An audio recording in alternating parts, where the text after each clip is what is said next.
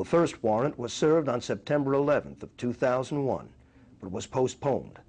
It would not be until November of 2001 when the police would finally make an attempt to raid Cooper.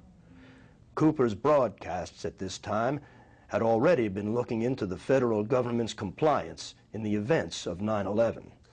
One of the things that makes everybody wonder why Bill's life was snuffed out in 2001 was because in June of that year, Osama bin Laden, who was a relative unknown at that time, Bill had been following the news and found a lot of curiosities and went on the air predicting that there would be a major attack in the United States and that it would be blamed on Osama bin Laden, but he was literally the scapegoat that was being used, not truly behind the attacks.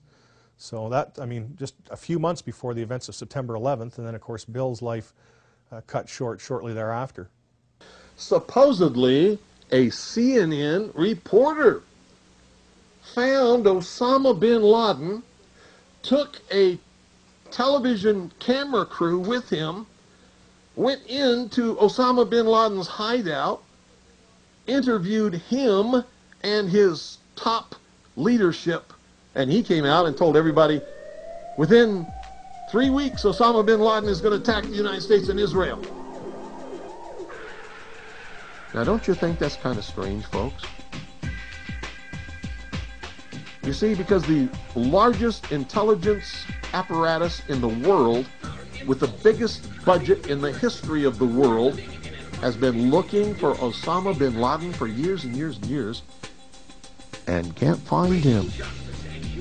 Some doofus jerk-off reporter with a camera crew waltzes right into his hideout and interviews him. And I'm telling you, be prepared for a major attack. But it won't be Osama bin Laden. It will be those behind the New World Order.